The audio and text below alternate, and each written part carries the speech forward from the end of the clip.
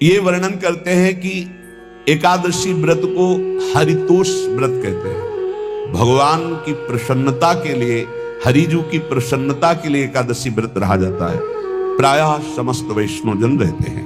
जो रसिक जन प्रियाजू के चरणों के अनन्य हैं, उनका एक ही व्रत है, श्यामा श्याम की 8 पहर उपासना करते हुए अपने मन वृत्ति को श्यामा श्याम में समर्पित करना। यहाँ ज्ञान ध्यान व्रत कर्म जीते सब काहो में नहीं मोहि प्रतीति, रसिक अनन्य निशान बजायो एक श्याम श्यामा पदपी। पर जो एकादशी व्रत रहते हैं परम धन्य है, वो हरितोष व्रत है। अब एकादशी व्रत का नियम क्या है और कैसे एकादशी व्रत का फल मिलता है, कई बार चर्चा हुई। बहुत सुंदर तस्मा शास्त्रम प्रमाणम थे, शास्त्र प्रमाण के अनुसार श्री सनातन मुनि बोल रहे हैं, अथ ते नियमान वच्मि व्रते ह्रस्मिन् दिनत्रये, कास्यं मानुषं मसूरान्नम चणकांको द्रवास्तथा, शाकं मधुपरान्नम च पुनर्भोजन मैथुने, दशम्यां 10 वस्तूनि वर्जयेत् वैष्णवः सदा। जिसे एकादशी रहनी हो और एकादशी का फल प्राप्त करना हो, उसको ये नियम पालन करना चाहिए। अथ ते नियमान वच्मि व्रते ह्रस्मिन् दिनत्रये, उसको 3 दिन, एक तो दशमी और एक द्वादशी और फिर बीच में एकादशी, उसको 3 दिन संयम में रहना होता है, तब बीच की एकादशी का उसे फल प्राप्त होता है। जिसे एकादशी व्रत रहना हो उसका नियम है कि दशमी के दिन कांसे के पात्र का त्याग करें। वैष्णव सिद्धांत है कि कभी जिसमें मांस बना उस रसोई का भोजन न ग्रहण करें। मसूर की दाल, चना की दाल, कोदों और कोई भी शाक, शहद, दूसरों का अन्न, दोबारा भोजन और मैथुन, ये दशमी के दिन त्याग दे। एक बार दशमी के दिन भोजन करे 24 घंटे में, क्योंकि एकादशी रहना है। कांसे का पात्र, जिस रसोई में मांस बना उसके भोजन का त्याग, मसूर की दाल, चना, कोदो, शाक, मधु अर्थात शहद और दूसरे के द्वारा दिया हुआ भोजन और दोबारा भोजन और मैथुन क्रिया, इनका दशमी के दिन कभी भी प्रयोग ना करें। इन 10 वस्तुओं से वैष्णव दूर रहे दशमी के दिन। फिर एकादशी के व्रत में, ये पीछे तो हम वर्णन कर ही चुके हैं, कहीं नहीं आया यहाँ कुटू का कचौड़ी पकौड़ी और सिंघाड़ा का हलवा और सब, ये दुनिया के खीर और सब। ये एकादशी के दिन किसी भी तरह की गेम आदि क्रीड़ा ना खेले। जैसे अब आज व्रत है तो बैठे हैं अपना मोबाइल में गेम खेल रहे हैं, ऐसा कोई भी क्रीड़ा नहीं। द्वित क्रीड़ा, किसी भी तरह का गेम, ये सब खेल नहीं। द्वित क्रीड़ाम च निद्राम च तांबूलम दंत धावनम, परापवादम पैशून्यम स्तेयम हिंसाम तथा रतिम, कोपम हृतवाक्यम च एकादश्याम विवर्जयेत्। एकादशी के दिन उपासक को चाहिए कि वो किसी भी तरह की क्रीड़ा, मनोरंजन बिल्कुल नहीं। चनिद्राम, नींद नहीं लेनी उसको, न दिन में न रात में। एकादशी व्रत, और प्रायः पुराने महापुरुषों ने ऐसा किया है। रामदास जी डाकोर के रात में जाते थे, रणछोड़ भगवान के यहाँ कीर्तन करते थे जाकर। तभी तो भगवान उनके कीर्तन पर, उनकी भक्ति पर रीछ कर गाड़ी में बैठकर उनके साथ आए थे। पूरी रात जगकर कीर्तन करना, और दिन में तो सोना ही निषेध है। द्वित क्रीड़ाम च निद्राम च तांबूलम, पान खाना निषेध है एकादशी को, बिल्कुल नहीं, जो व्रत रह रहे हैं। और दंत धावनम, वृक्ष से तोड़कर जो दतून की जाती एकादशी के दिन नहीं। परापवादम, दूसरे की निंदा करना, चर्चा करना नहीं, अर्थात अधिकतर मौन व्रत धारण करे एकादशी के दिन। पैशून्यम, चुगली करना, स्तेयम, कोई चोरी करना, हिंसाम, वाणी से, शरीर से, मन से किसी को दुख पहुंचाना, रतिम अर्थात भोग करना, मैथुन करना, कोपम किसी के ऊपर गुस्सा करना, अनत वाक्यम झूठ बोलना, एकादश्याम विवर्जयेत, एकादशी के दिन ये नहीं करना चाहिए। एकादशी को एक बार कुछ फलाहार शुद्ध, अगर आपके पास कोई व्यवस्था नहीं तो थोड़ा दूध है, जल है, ऐसे आप लेकर, या थोड़ा सा फल ले लें, थोड़ा सा फल लेकर के प्राण पोषण, एक दिन में मर नहीं जाओगे। कितने तो निर्जला एकादशी रहते हैं, हर एकादशी निर्जला, पूज्य श्री मथुरा दास जी निर्जला ही रहते थे हर एकादशी। चलो भैया आपकी सामर्थ्य नहीं तो जल 2-4 बार ले लो, एक बार थोड़ा सा दूध और फल ले लो, चल जाएगा काम, प्राणों का पोषण हो जाएगा। ये आचरण न करे, एक बार कुछ आहार ले ले, वो भी शुद्ध भगवद अर्पित प्रसाद। फिर द्वादशी को काश्यम मांसम सुराम छौद्रम तैलम वितथ भाषणम व्यायामम च प्रवासम च पुनर्भोजन मैथुने अस्पृश्य स्पर्श मासूरे द्वादश्याम द्वादश त्यजेत। कांस के पात्र में द्वादशी को भी भोजन न पावे, जिस रसोई में मांस बनाओ उसमें आहार न ले, किसी भी तरह का नशा द्वादशी को न करे, शहद न पाए, तेल के बने पदार्थ न पाए, मिथ्या भाषण न करे और बहुत शरीर का व्यायाम न करे, बहुत थकावट वाले कार्य न करे,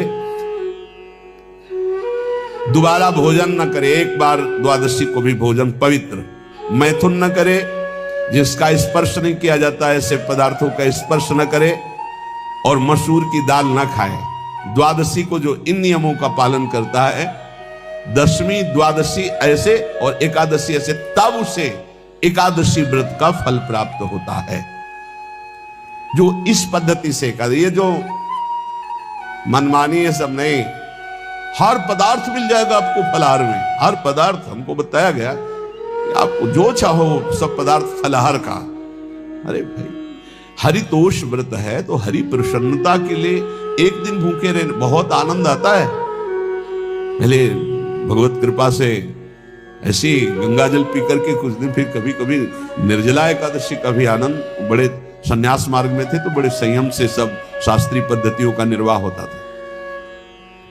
उपासक को चाहिए कि इन नियमों से व्रत का अनुष्ठान करे, मनमानी आचरण न करे। सबसे प्रार्थना जो एकादशी रहते हो, हरितोष व्रत इसे कहते हैं, भगवान की प्रसन्नता के लिए रहा जाता है, रहना चाहिए, जो अपनी आचार्य परंपरा में है जैसे, जिनका सिद्धांत है। पर रहने का सिद्धांत ये श्री सनत कुमार जी वर्णन, श्री सनक जी महाराज, ये सनत कुमार जी वर्णन की। सनक जी महाराज कह रहे हैं, यदि भगवान का आश्रय नहीं, सत्संग नहीं है, तो इन चार में से एक हो तो नाश कर देता, फिर चारों हो तो सर्वनाश हो जाता है। यौवनम धन संपत्ति प्रभुत्व विवेकता एकैपमप्यनर्थाय किमु यत्र चतुष्टयम। यदि सत्संग नहीं है, यदि भगवद आश्रय नहीं है, खूब धन हो, जवान अवस्था हो, और बढ़िया पद मिला हो, प्रभुत्व चलता हो और अज्ञान हो, फिर क्या कह रहा है? बोले चारों जहां मौजूद होते हैं वहां सर्वनाश का खेल शुरू हो जाता है। अगर इनमें से एक हो तो सर्वनाश करने में पर्याप्त है, और अगर चारों हो तो फिर क्या कहना है?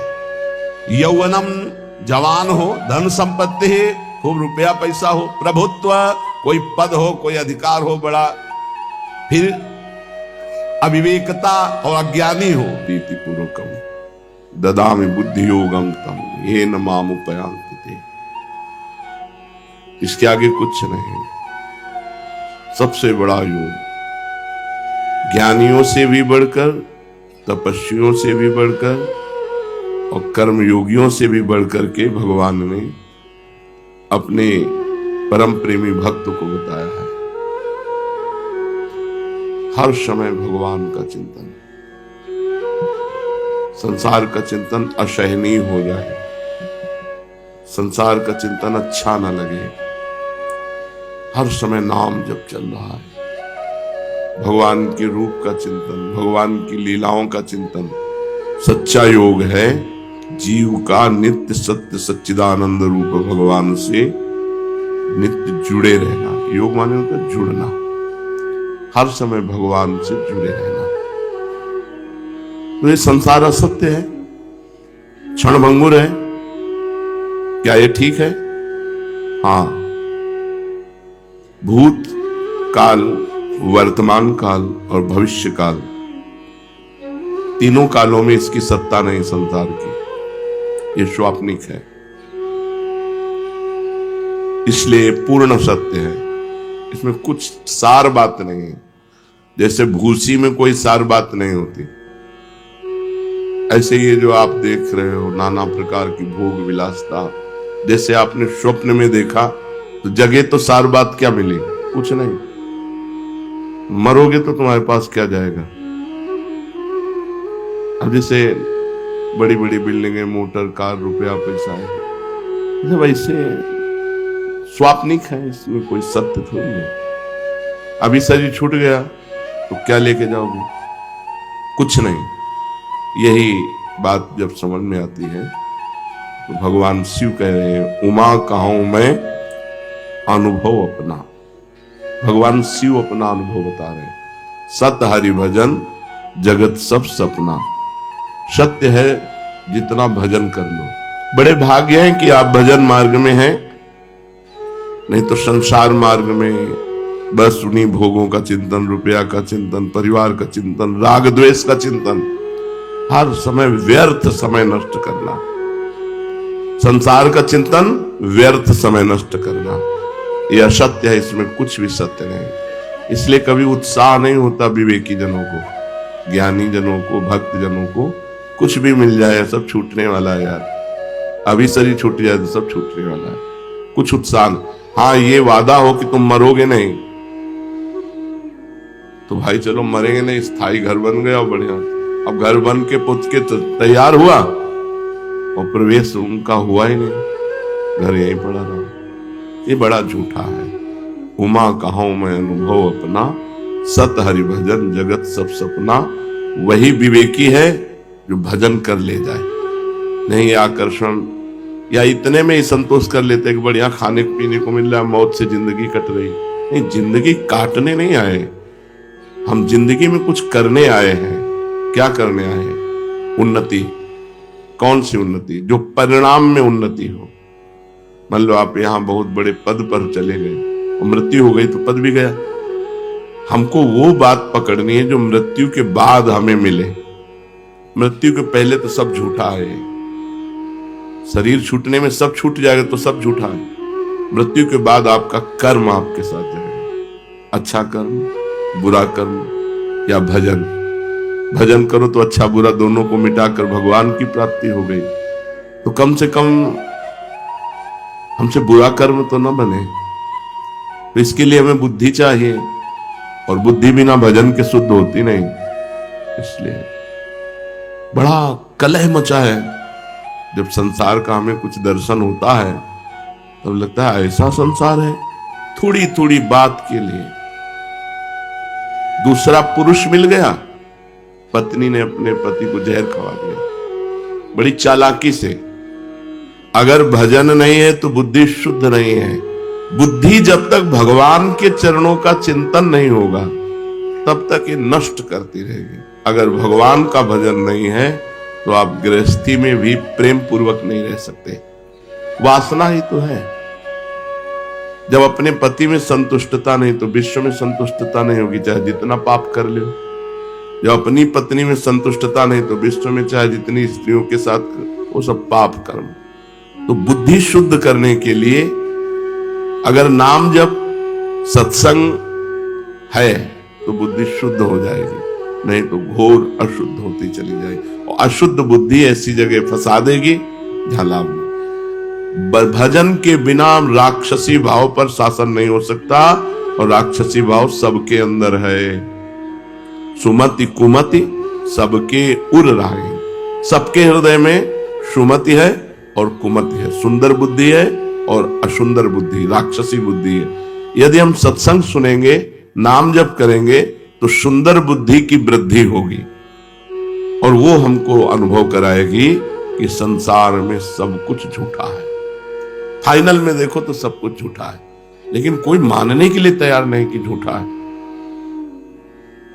एक एक रुपया, एक एक वस्तु ऐसे सजो सजो के, सीमेंट ऐसी आनी चाहिए कि कल्प तक विनाश ना हो।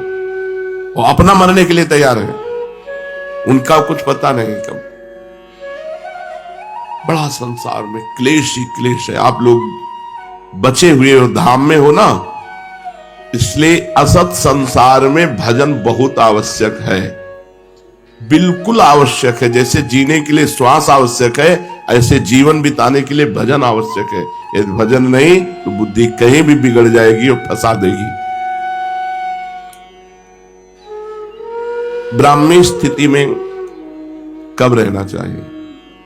हर समय रहना चाहिए, क्योंकि कभी भी मृत्यु हो सकती है। ब्राह्मी स्थिति उसे कहते हैं मैं शरीर नहीं हूं, मैं भगवान का जो स्वरूप हूं, अपने स्वरूप में स्थित रहना, न तन से न मन से किसी से कोई मतलब नहीं। भक्ति में उसी को जब भागवती की स्थिति कहते हैं, वो भगवान के चिंतन में है। हर समय भगवान के चिंतन में रहना चाहिए, नहीं धोखा है, कब मर जाए कुछ पता नहीं। एक गाय को इधर बांध दिया रोड के किनारे, और उसका गोबर उठा रही थी, और एक ट्रक आया पीस में, आराम से अपने बच्चे को लिए जा रही, गाड़ी बहकी हुई आई, उसे मार दिया। कब कहां क्या हो जाए कुछ पता नहीं, कब कहां क्या हो जाए। इसलिए हर समय राधा राधा राधा राधा। ब्राह्मी स्थिति में नहीं हो तो भाव में, नाम में, स्थिति में तो रहा जा सकता है। डरो इस बात से कि तुम्हें मरना है, और मरना है। अगर भजन नहीं हुआ तो देखो जीवों के साथ कैसा व्यवहार कर रहे हैं। बकरा, मुर्गा, गाय, भैंस, ऊंट, कुत्ता, कुछ नहीं बच रहा इन राक्षसों के आगे। ऐसी राक्षसी बुद्धि बन गई है, कुछ नहीं बचा। धीरे धीरे अपने देश में सब बाहरी हवाएं आ रही।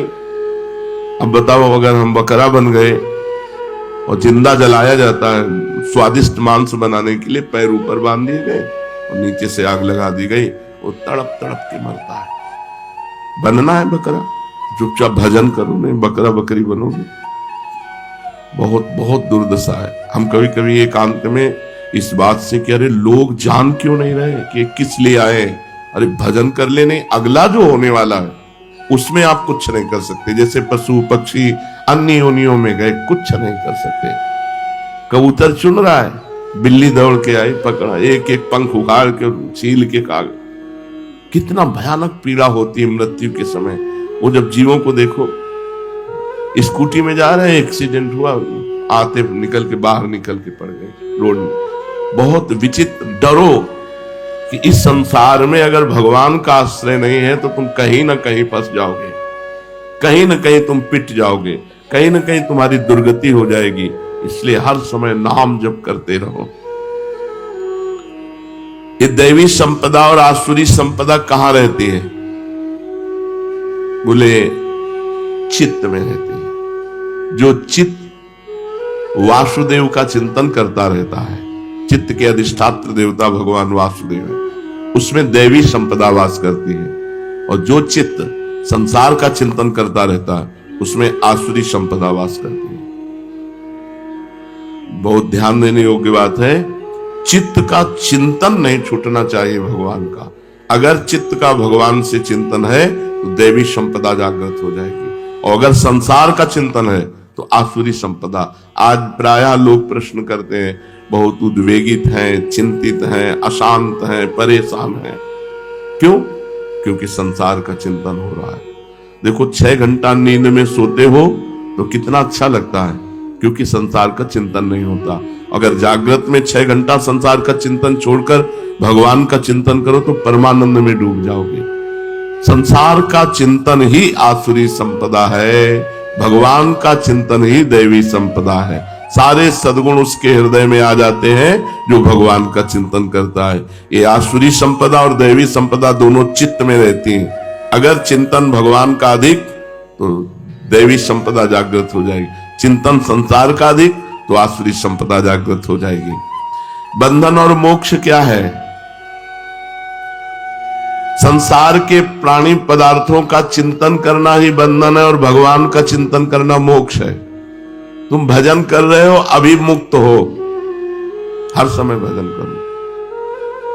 लोग शरीर सुख के लिए परेशान हैं और शरीर का सुख त्यागने से आनंद प्राप्त होता है, और शरीर सुख में आनंद प्राप्त करना चाहते, बस यही परेशानी है। जीते जीते सब आंखें खराब हो रही, कान खराब हो रहे, पता नहीं क्या क्या। अब तो बड़ी विचित्र समस्याएं हैं। हम सच्ची कहते हैं, हर समय मन इस बात से व्याकुल रहता है कि ये लोग जाने यार काहे को परेशान हो रहे हैं, किसमें समय बर्बाद कर रहे हैं। सब कुछ समझना चाहिए हम आए किस लिए। एकमात्र केवल भगवान की चर्चा, भगवान का चिंतन करते हुए, सांसारिक कार्य करते हुए। बंधन क्या है? संसार का चिंतन। मोक्ष क्या है? भगवान का चिंतन। संसार के प्राणी पदार्थ में ममता ही बंधन है और भगवान के चरणों में ममता मोक्ष है। तो ममताहीन कैसे बने? क्योंकि ममता शरीर में है, शरीर के संबंधियों में है, भोगों में है। कैसे ममता हटे? खूब सत्संग सुनो और भगवान का चिंतन करो, इसी से ममता चली जाएगी। सबकी ममता ताग बटोरी, मम पद मने बांध बर डोरी। भगवान की यदि चर्चा सुनोगे तो सब झूठा लगने लगता है। हम आपको सच्ची कहते हैं, आज तक हमें कभी ये नहीं दिखाई दिया कि ये हमें प्यार करता है। जहां कहीं लगा तो उत्तर में हमने देखा कि वो अपने लिए हमें प्यार करता है, हमारे लिए हमें प्यार नहीं करता। जैसे बहुत रोना धोना कोई करे, बहुत प्यार दिखा रहा, तो मन कहता है आपको प्यार करता है, तो भगवान कहते हैं रुको हम परीक्षा लेते हैं। और जहां उसके प्रतिकूल थोड़ी सी बात हुई, बस उसका चेहरा सामने आ गया। अरे तो हमारे, अच्छा ये प्यार था, बस समझ गए प्यार नहीं। वो अपने लिए हमसे प्यार कर रहा है, हमारे लिए सिर्फ हमारे भगवान प्यार करते हैं, हमारी प्रिया जो प्यार करती है, सब अपने लिए प्यार करता है। आपके लिए बहुत बढ़िया जूता लाए हैं, क्योंकि आप जूता पहनेंगे तो हमें पुण्य होगा, हमारे पाप नष्ट होंगे, हमारा मंगल होगा। तो हमें प्यार से जूता थोड़े पहना रहा है, व्यापार से जूता पहना रहा है। मेरे प्रभु के पैरों में कहीं कुछ लग न जाए, वो भाव ला करके। कहीं सुकृत की बात ही नहीं आई कि पुण्य मुझे कोई लाभ मिलेगा, बात ही नहीं आई। ऐसा कोई नहीं, वो तो केवल भगवान ही है। आज तक हमें समझ, हमको सब नाटक लगता है। जब कोई बहुत बार देखा है, बहुत बार, हजारों बार, लाखों बार देखा है। अब बचपन से बाबा जी तो कोई तुम्हें थोड़ी श्रद्धा कर रहे हो, लाखों श्रद्धालु मिले, लाखों ऐसे कि आप देखते रह जाओ कि क्या श्रद्धा है। पर अपने पास ऐसी छुरी रही है कि जहां परखी लगाई और देखा कनेक्शन गलत, तो छुरी से काट दिया। तुम विवेक के बिना फंस जाओगे, और विवेक है पहचान। जब हमसे किसी ने प्रेम करने की चेष्टा की तो हमने उल्टा किया है। इसके आगे कोई टिका नहीं होगा। टिक जाए तो जहां हम है वहीं वो पहुंच जाएगा। टिक जाए केवल, कोई विरला प्यार करने वाला मिलेगा। जैसे संदीपनी जी अपने गुरु को प्यार किए, वो दंडता करते, मारते, पीटते, सब करते, पागल वाला रोल करते, सब भग गए, वही केवल। तो उन्होंने पूछा कि बेटा तुम क्यों नहीं गए? उनका गुरुदेव आपको स्नान कौन कराता, आपको भोजन कौन कराता, भिक्षा मांग के ला के आपको भोजन, तो हमने आपके साथ उपद्रव नहीं किया?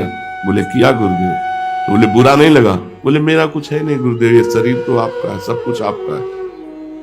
उनके आंसू भर आए और कहा बेटा मैं आशीर्वाद देता हूं, जगत गुरु तुम्हारा शिष्य बनेगा।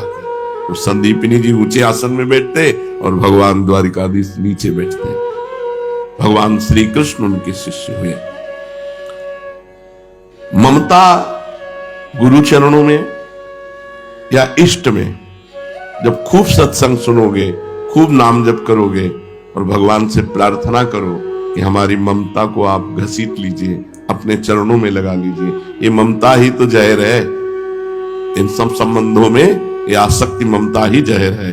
ममता निकल जाए, जहर निकल जाए, फिर व्यवहार करो, कोई परेशानी नहीं। अब हमें आपको सच्ची कहते हैं, जैसे लाखों लोग मिलते हैं सब ऐसे, हमें थोड़ी लगता है कि हमारे लिए मिलते हैं, सब अपने लिए मिलते हैं।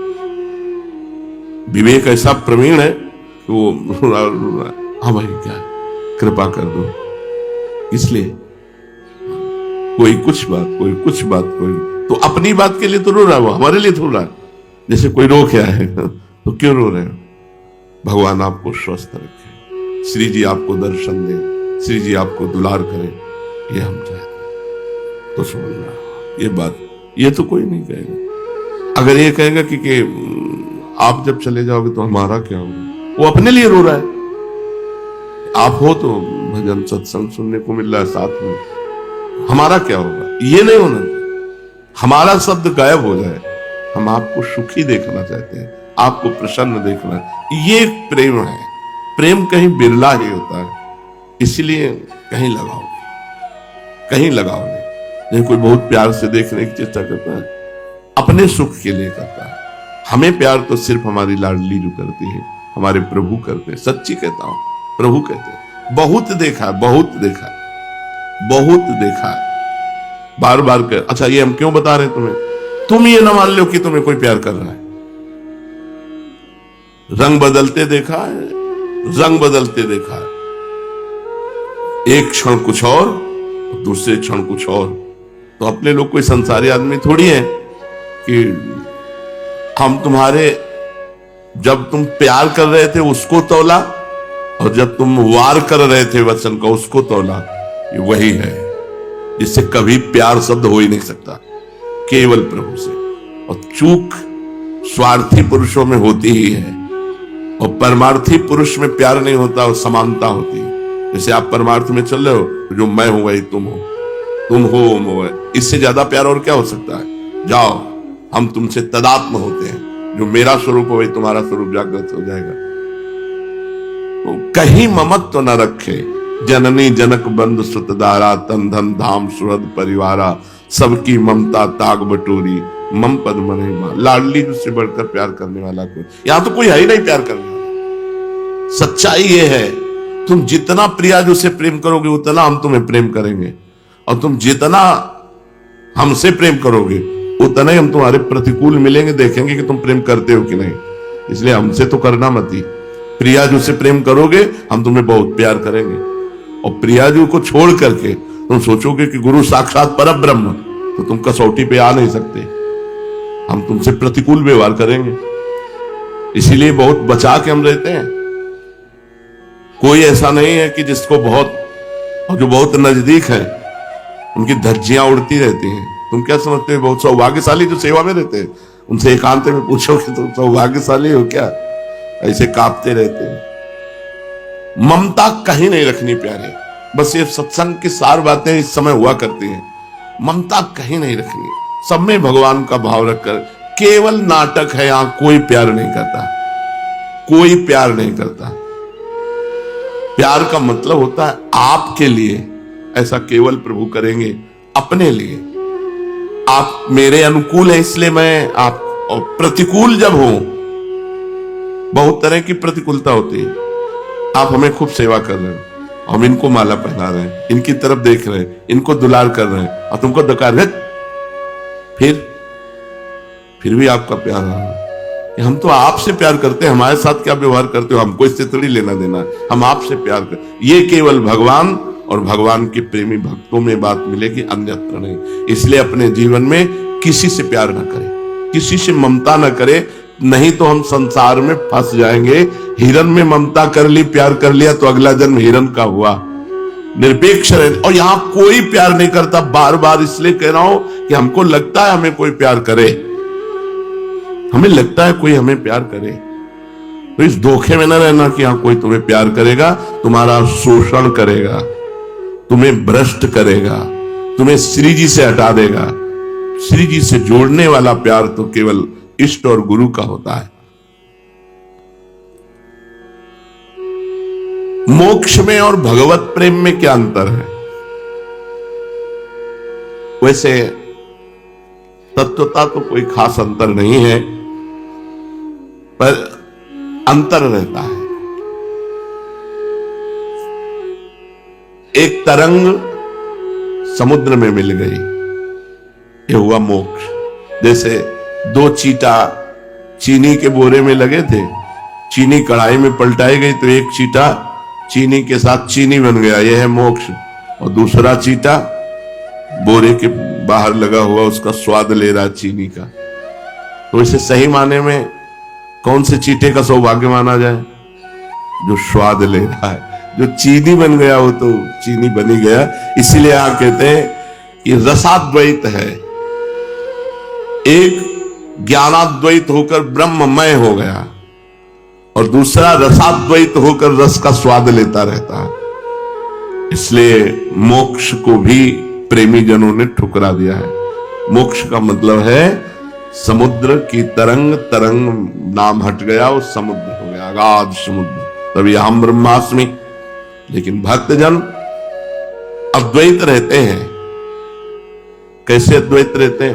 अपनी ही उस दिना रही एक रहो नंदलाल, पर वो स्वाद लेते हुए वो नंदनंदन नहीं बन जाते।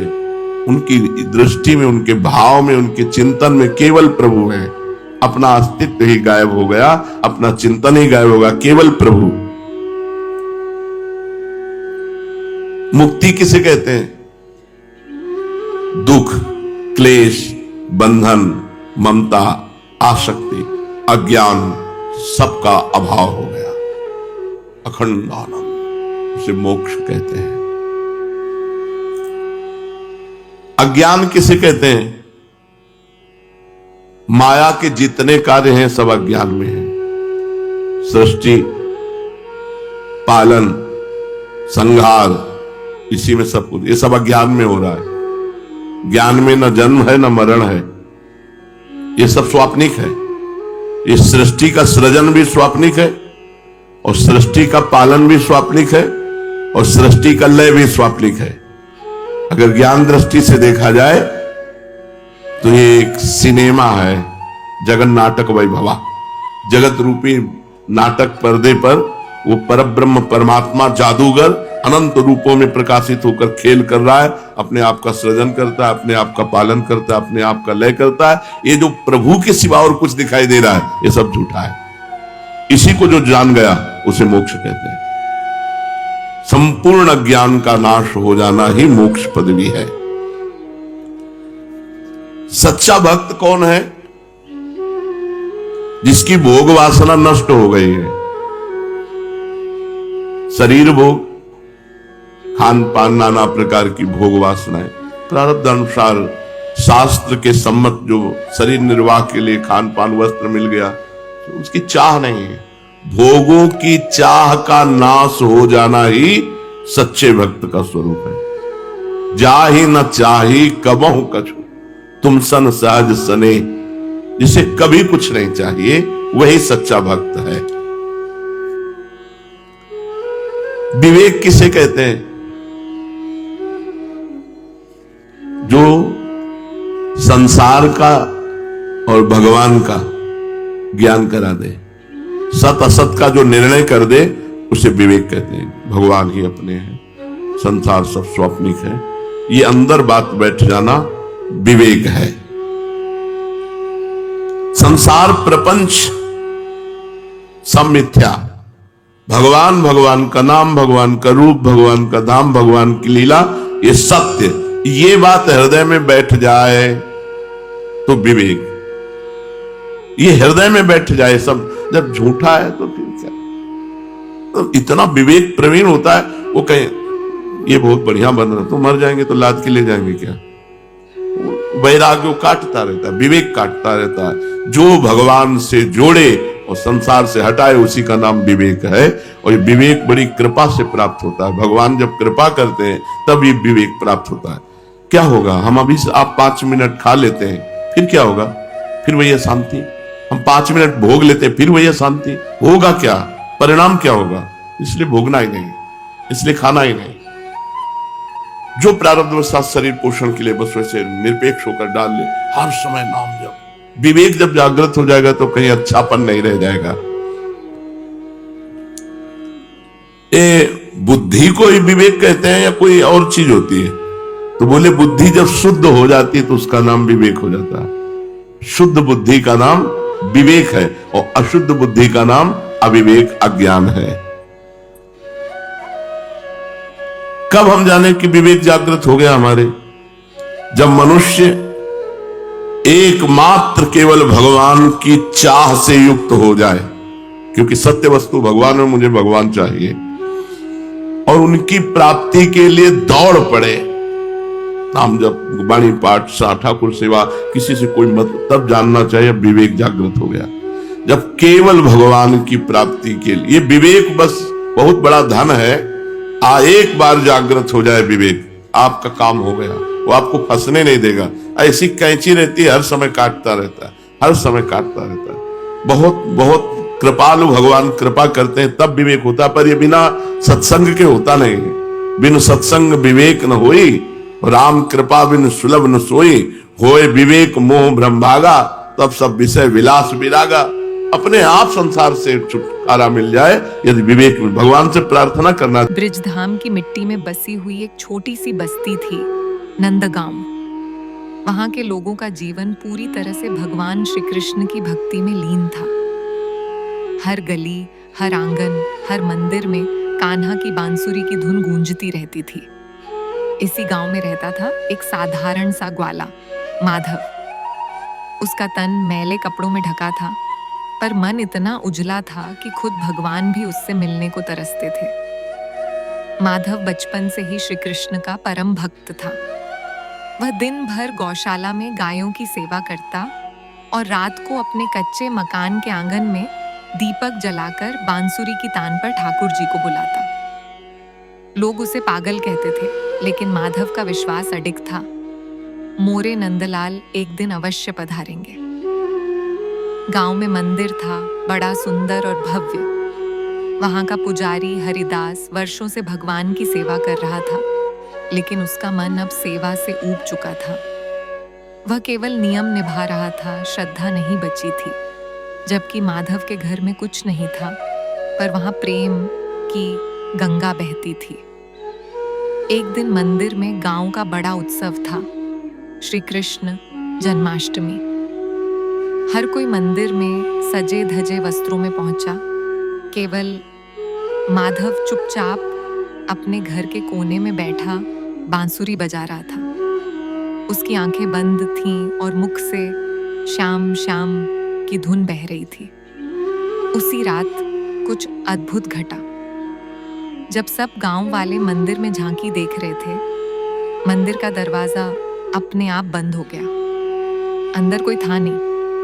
सभी द्वार पर खड़े रहे, पर द्वार न खुला। तभी गांव के कुछ बच्चों ने देखा कि माधव के झोंपड़ी से तेज प्रकाश निकल रहा है। वे दौड़े और पुजारी को बताया। जब सभी वहां पहुंचे तो देखते हैं कि माधव की झोंपड़ी में श्री कृष्ण स्वयं विराजमान है। उनके चरणों में माधव लेटा है और श्री कृष्ण उसके माथे पर करुणा से हाथ फेर रहे हैं। गांव के लोग स्तब्ध रह गए। पुजारी हरिदास के नेत्र खुल गए।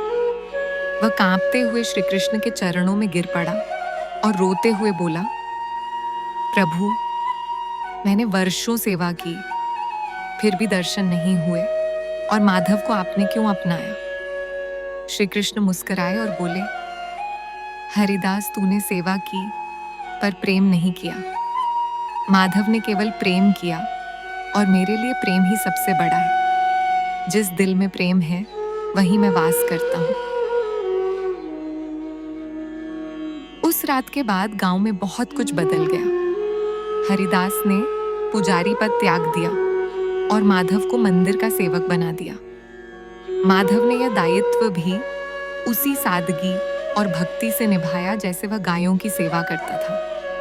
अब मंदिर में केवल भजन नहीं, प्रेम बहता था।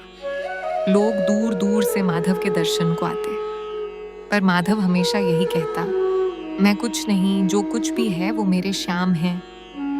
एक दिन ऐसा आया जब माधव को लगा कि अब उसे ठाकुर जी के पास जाना है। वह चुपचाप मंदिर के गर्भगृह में बैठ गया और आखिरी बार बांसुरी बजाई। जब सूरज की पहली किरण मंदिर पर पड़ी, गांव वालों ने देखा कि माधव अब इस संसार में नहीं है, पर उसके चेहरे पर ऐसी मुस्कान थी मानो अभी अभी ठाकुर जी के गले से लगा हो। उस दिन के बाद वह मंदिर, वह गांव, सब कुछ और भी पावन हो गया। माधव अब वहां नहीं था, पर उसकी बांसुरी की तान आज भी रात को कभी कभी सुनाई देती है। गांव के वृद्ध कहते हैं, जब किसी का प्रेम सच्चा होता है तो भगवान स्वयं चलकर उसके द्वार आते हैं। भक्ति केवल माला फेरने का नाम नहीं, भक्ति वह है जो अपने जीवन में सच्चे प्रेम से उतर जाए। माधव की तरह जिसने खुद को मिटा दिया, वही ठाकुर जी को पा सका। यही कहानी आज भी ब्रिज की गलियों में बच्चों को सुनाई जाती है, बिना किसी शीर्षक के, क्योंकि प्रेम और भक्ति का कोई नाम नहीं होता, वह बस होती है जैसे माधव का प्रेम।